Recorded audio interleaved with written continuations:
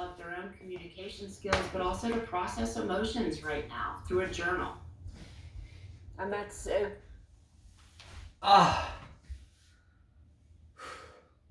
안녕하세요.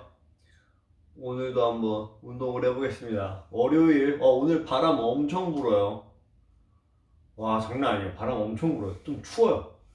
구름 위는 엄청 맑은데 구름도 살짝 끼고 바람 엄청 불고 있어요.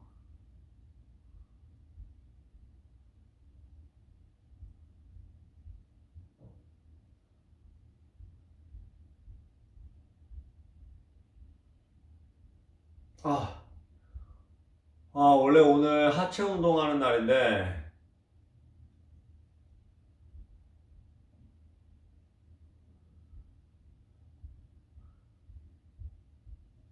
하체 운동 해야 되나? 하체 운동 하겠습니다. 스쿼트 할게요. 스쿼트 하면서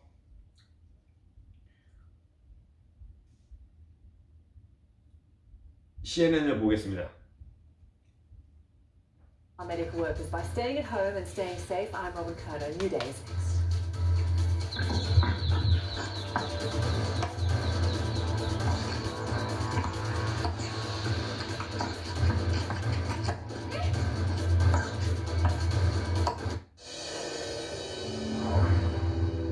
Like most professional athletes right now, Aisamul Haq Qureshi isn't able to play sport, but the Pakistani tennis player is putting his spare time to very good use. Through his foundation, Stop War, Start Tennis, he's helping to deliver ration bags to 1,000 families who've been impacted by the coronavirus pandemic. Twice he's been recognized as the ATP Tour's Humanitarian of the Year. He could be in line for another award in 2020. It's more than 3 weeks since NASCAR last race, so their research and technology center is now cranking out personal protective equipment for healthcare workers. Instead of making car parts, NASCAR's 3D printers are busy making face shields. And two big New York sports clubs are looking out for their stadium workers who can't earn because of the shutdown. The Yankees and NYCFC have established a distress fund worth $1.4 million. For more information on how you can help during this pandemic, go to cnn.com/impact. Want a daily dose of Fareed and his team? Now you can get it with Fareed's Global Briefing, the newsletter that gives you the best insight and analysis on global affairs. Go to cnn.com/Fareed to sign up. 스쿼트는 하더라도 스트레칭을 하겠습니다. 폼롤러는 필수예요, 필수.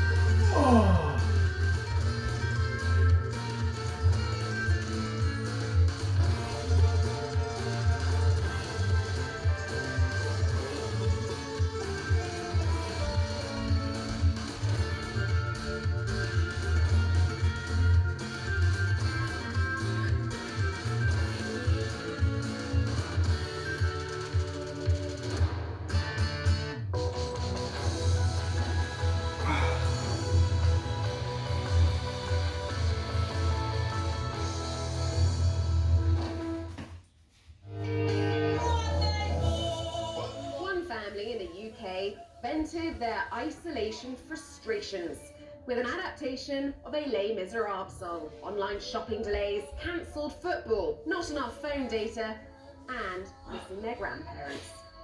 They can't work Skype, we're broken-hearted. While much of the world is staying at home, penguins all over the world are having a field day. Andy the Humboldt in the St Andrews Aquarium let his meerkat neighbours, following in the waddle of Wellington, the Rockhopper in Chicago, and Jasmine in Cape Town. Some very happy feet.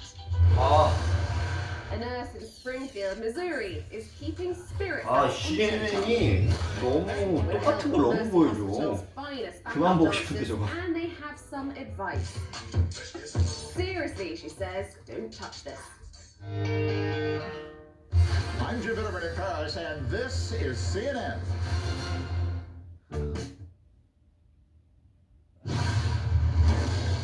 Testing remains a problem home today. It is one of the key hurdles to reopen the economy. We have been fighting every day for PPE. We've been fighting for testing. The governors want to have us, the federal government, do the testing. The testing is local. You can't have it both ways. Everything associated with testing ultimately has to be approved by the CDC and the FDA, as it should be. The state shouldn't be making their own decisions on that stuff. He did not, in my view, understand this disease in the beginning. We are not going to be able to get back on our feet and restart if we don't get help from Washington. This is New Day with Alison Camerata and John Berman. We want to welcome our viewers in the United States and all around the world. This is New Day. It is Monday, April 20th, 6 o'clock. Here in New York, the death toll in the United States is now nearly 41,000 people. When John and I came on the air last Monday, that number was 21,000.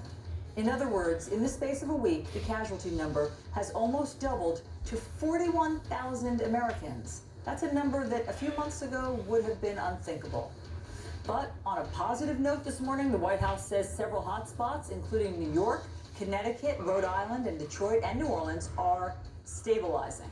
They say they're seeing progress in stopping the spread in those places. Now, over the weekend, the hospitalization rates in Connecticut and New York dropped after weeks of a steady climb. So which places are next to be hardest hit? Well, Chicago, Boston, and Philadelphia are being closely monitored as areas of concern. So are we on track to reopen parts of the country soon? Well, that's hard to say because of the continuing problems with testing. By now you are familiar with the terms testing and tracing. Now you can add the word tension to that, because over the weekend, that's what we saw between the White House and a group of governors. Yeah, many of the nation's governors, Allison, from both parties say there's just not enough tests. Things like swabs needed for the tests are in short supply.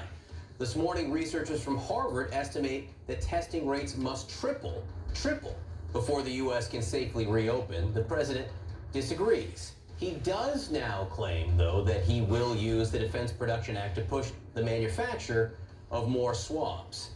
A new Wall Street Journal NBC News poll shows that nearly 60% of Americans are concerned about reopening too quickly. Nearly 60%. Keep that in mind when you see the pictures of these small pockets of protests around the country calling for an end to the stay-at-home orders.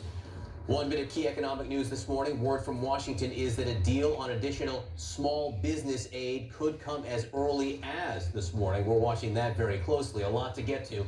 Let's begin with CNN's Bryn Gingras live here in New York. Bryn. Hey, John and Allison, good morning. Yeah, there continues to be this push to reopen the country, or at least parts of the country, but major warnings, particularly from governors, to proceed with caution. As you guys laid out, the nationwide death toll has nearly doubled just within the last week. Here in New York, hospitalizations are down, but Governor Cuomo says, listen, we are only at halftime here, and that these strict measures are still vital. Trump eager for states to reopen. There's one major component needed to even move into the White House's first phase: testing. And our testing is expanding very rapidly by millions and millions of people. But in reality, only about 150,000 Americans are tested daily, according to Harvard researchers. And state leaders say they do not have nearly enough resources as the president claims. But the testing has to improve here and in every state. To try to push this off to say that the governors have plenty of testing and they should just get to work on testing, somehow we aren't doing our job, is just absolutely false. We've been fighting for testing, but for the national level to say that we have what we need and really to have no guidance to the state levels is just irresponsible. But Trump insists it's up to the states to figure out their own testing programs. Testing is local. You can't have it both ways. Testing is a local thing. And it's very important. It's great, but it's a local thing. New York State appears to be past its coronavirus peak, and Governor Andrew Cuomo warns residents now is not the time to relax. It's only halftime. We still have to make sure that we keep that beast under control, we keep that infection rate down, we keep that hospitalization rate down. While some Florida beaches like this packed one in Jacksonville begin to open up, leaders in hotspots like Louisiana highlighting how the data shows measures like social distancing are working. We are in a much, much better place today than we thought we were going to be, and it's because of the citizens of Louisiana taking the stay-at-home order seriously. Meanwhile, in a handful of cities from Austin to San Diego and Denver, people are protesting stay-at-home orders. And according to President Trump, these are great people. Look, they want to get, they call cabin fever. You've heard the term? They've got cabin fever. They want to get back. They want their life back. Their life was taken away from them. In states like Michigan, which faces the third highest number of coronavirus deaths nationwide, Governor Gretchen Whitmer says that she can withstand harsh criticism for keeping strong restrictions if it means saving lives. We've got to be really smart about the actions we take now to protect life, as well as the actions we take to re-engage. Because as tough as this moment is, it would be devastating to have a second wave.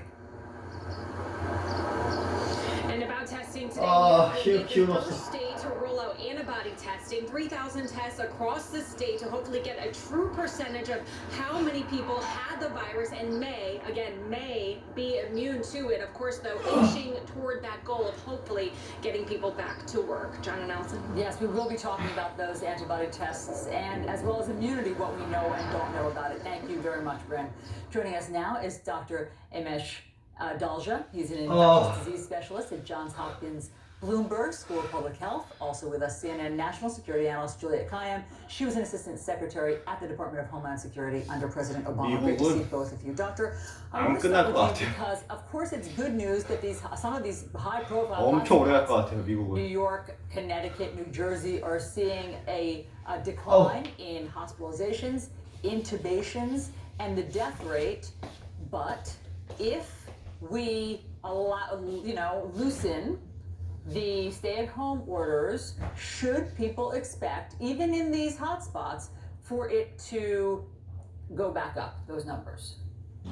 We know that it is a fact. If you start to allow people to social distance, you're going to get more cases. That's just the nature of this virus. It spreads between humans efficiently. So the question is not if we're going to get cases, but are we going to be able to find those cases, isolate them, and contact trace them such that we don't get a rate of cases that exceeds hospital capacity. We want to keep it at a low clip so that hospital capacity isn't exceeded. And the way that we do that is with a multi-pronged strategy in which testing is a really crucial part of that. Talk to me about the numbers as far as testing goes, because we're testing, 150,000 a week right now. This Harvard study suggests we need 500,000 to 700,000 a week. Why that number? And we're seeing about 20% positive tests in testing right now. Harvard says we need to be at 10% or lower. Why? It's because we're trying to make sure that we're testing enough people that we know where this virus is and where it isn't. So if you have a number of tests being done across the country and the average rate of positivity is 20%, that tells you that you're probably not testing enough because it's still fairly high, meaning that you still have a somewhat uncontrolled outbreak. When it gets lower, and the WHO number is less than 12% or so, you start to see that you're testing enough people that you have a handle of where the cases are and where they aren't. And it may be that there are places in the country that are already at that, and it is part of the gating strategy of phase 1 that the White House released. So it's not going to be homogenous, but definitely in the hotspots, they need to get the number of positives down, and the only way you're going to do that is by testing wider so you have a better idea of where this is. Juliet, I do not understand the disconnect between the White House and the governors about testing. This is head spinning. The president says that testing is a local issue. Okay, it's done locally. But the governors say they cannot procure the ingredients needed, the reagents, the nasal swabs, without help. They're crying from the rooftops for this help. The president, I don't understand that he could be a hero if he could help secure the nasal swabs that are needed, but he has resisted doing that until yesterday, where he said that he will, I think, briefly invoke the Defense Production Act. He called it a tremendous hammer that I suppose he didn't want to use. Why not get the nasal swabs that people need? Yeah, It is so true. It is one of the oddest of many odd things about the White House's approach to this. If you listen closely to what the White House is saying, they say words like, the states have the capacity, they have the infrastructure, they have the capabilities. It's all sort of future tense, and it's like weird. I have to say, it's like weird language. They're not saying they can do it. They're saying, oh, they have the capabilities. Well, I have the capabilities to test, right? I mean, what they need is the swabs, and they need the tests. And so finally, the president invokes let's just be clear here. He says he's invoking the Defense Production Act to get the swabs to the states and to get businesses to begin to produce. It will be a delay, though. Companies do not switch on a dime. That should have been done months ago because we knew that this deficiency would be here. So the governors are right in the sense that they will execute on the testing. Of course they will. That's their hospitals, it's their local public health officials. But you need the federal government, as you do in every disaster, to monitor and assess what the supply chain looks like to drive the resources to the states so that they can begin to test.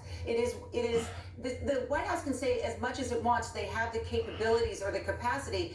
Those are nothing words right now. We need the test. The other thing is we're talking top to bottom here, top down as opposed to bottom up in so much of this. The president can say he wants parts of the country to reopen, but about 60% of people in this NBC News Wall Street Journal poll, Juliet, people say they're concerned about reopening too soon. And you're talking to business owners around the country, people with companies. What are they telling you? 스트레칭 폼 눌러 한 번만 하고 그만하겠습니다. 아우 밥 먹고 자야 돼요. 아유. Through a layered sort of security approach. Right? The first question is, do I need to bring them back? A lot of people have gotten used to this. If productivity is not low, keep people away. You don't want them on public transportation. And then rethinking the architecture of everything from offices and cubicle spaces to, of course, things like travel. Do we need to travel as much as we used to? So they're thinking about it sort of in a sophisticated manner, but they're not going to say go until a lot of them, until they can protect the employees. We are now in what I've been calling the preparedness paradox. Things have gone better, although let's just be clear, 40,000 people plus are dead and more to come, but we have done better because we've been successful at flattening the curve. People who are critical of look, those people overreact. Let's open up. That's the exact opposite of what we want right now. You got to keep lowering